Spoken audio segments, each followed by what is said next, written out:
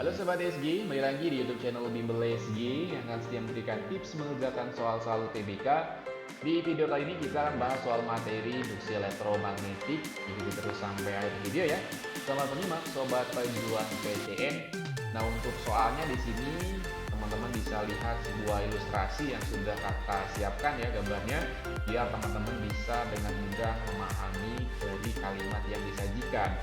Nah, untuk yang pertama, case-nya adalah di sini teman-teman terdapat sebuah proton ya, ini sebuah proton yang bergerak ke arah sumbu Z positif. Nah, ini arah geraknya ke bagian depan sini.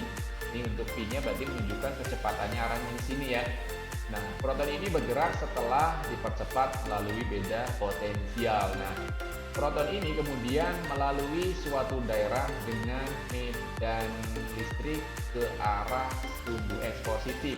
Nah, medan listrik itu kan E ya, arahnya ke sumbu X positif yang kakak warnain merah ini. Dan juga dia melalui suatu yang memiliki medan magnet B ke arah sumbu Y positif. Nah, yang warna biru ini adalah medan magnet B-nya ke arah atas.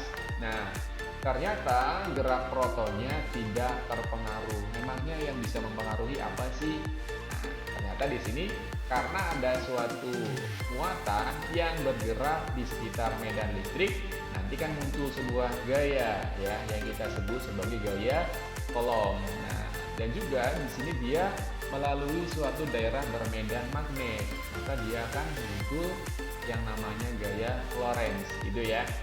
Nah, karena di sini gerak protonnya tidak terpengaruh, berarti nanti artinya adalah gaya Lorentz dan gaya Coulombnya dia saling meniadakan. Kalau misalnya satu ke kanan, yang satunya ke kiri, satunya ke atas, satunya ke bawah, satu ke depan, satu ke belakang begitu ya. Nah, untuk case ini ya teman-teman tinggal cari dulu kira-kira gaya apa dulu yang bisa kita tentukan arahnya. Nah, karena yang informasinya lengkap adalah yang B, V, dan jenis muatannya, maka kita bisa cari dulu arah gaya Lorentz-nya. Ingat-ingat ya, untuk yang muatan positif, gaya Lorentz-nya kaidahnya menggunakan tangan kanan. Nah, untuk tangan kanan sendiri, teman-teman bisa definisikan masing-masing unsurnya ya. Yang pertama, kalau kaidah tangan kanan, ibu jari itu untuk menunjukkan arah kecepatan. Kemudian yang telunjuknya untuk menunjukkan arah medan magnet. Dan untuk jari tengahnya itu untuk menunjukkan arah gaya Lorentz. Nah, teman-teman bisa praktekkan sendiri. Ibu jarinya menuju ke teman-teman sendiri, kemudian jari telunjuknya ke arah atas, maka nanti jari tengah teman-teman akan mengarah ke sumbu X negatif. Benar ya? Jadi nanti teman-teman bisa dapatkan sebuah gaya Lorentz yang arahnya ke sumbu X negatif. Nah, seperti ini ya. Ini gaya Lorentz yang muncul. Nah, karena di sini kalimatnya ternyata gerak proton tidak terpengaruh, berarti nanti ya secara otomatis gaya Coulombnya berarti dia melawan arah gaya Lorentz-nya. Nah, gaya Coulombnya berarti nanti adalah ke arah X positif, begitu ya. Ini untuk gaya Coulombnya. Nah, informasi apa yang bisa kita dapatkan kalau misalnya di sini ada muatan uji positif, kemudian medan listriknya ke kanan, gaya Coulombnya ke kanan. Nah, ternyata konsepan ini adalah menunjukkan bahwa medan listrik ini berarti dia berasal dari sebuah muatan sumber yang positif ya. Katakanlah di sini ada sebuah muatan sumber positif. Nah, nanti kan medan listriknya keluar seperti ini ya. Seperti ini. Ini sumbernya. Berbeda dengan muatan uji ya. Kasih nama ini Ki sumbernya.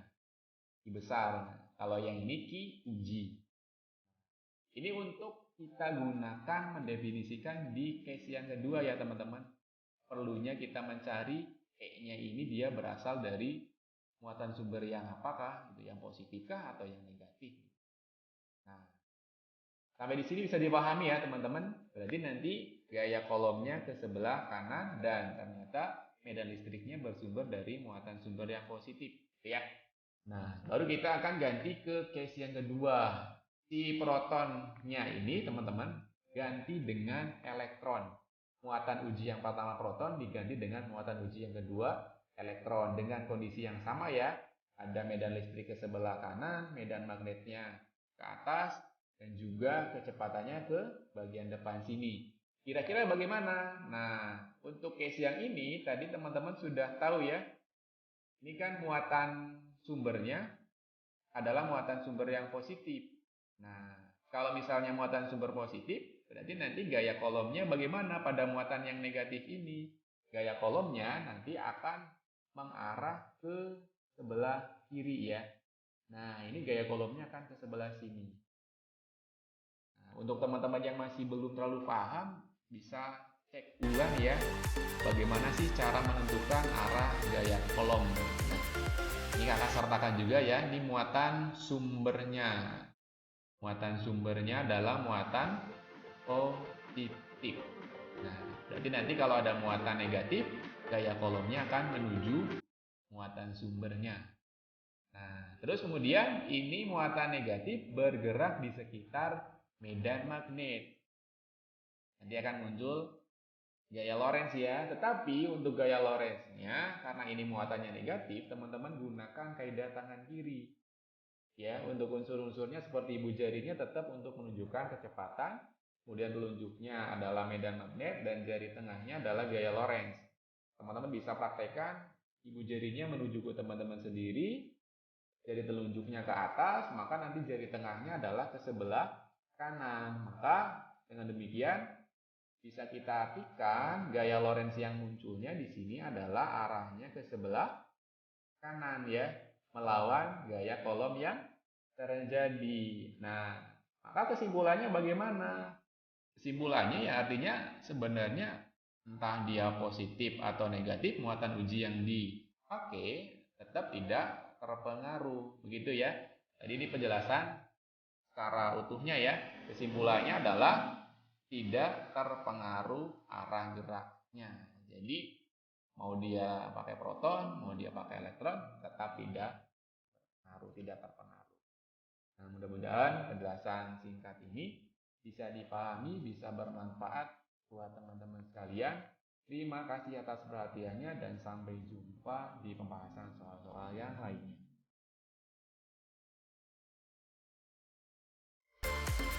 Hai, jika kamu merasa video ini bermanfaat, jangan lupa subscribe, like, dan nyalakan lonceng notifikasi untuk update soal, materi, dan cerita pendidikan lainnya. Cek description box di bawah ini untuk informasi update seputar Bimbel SG. Sampai bertemu di video selanjutnya, sobat!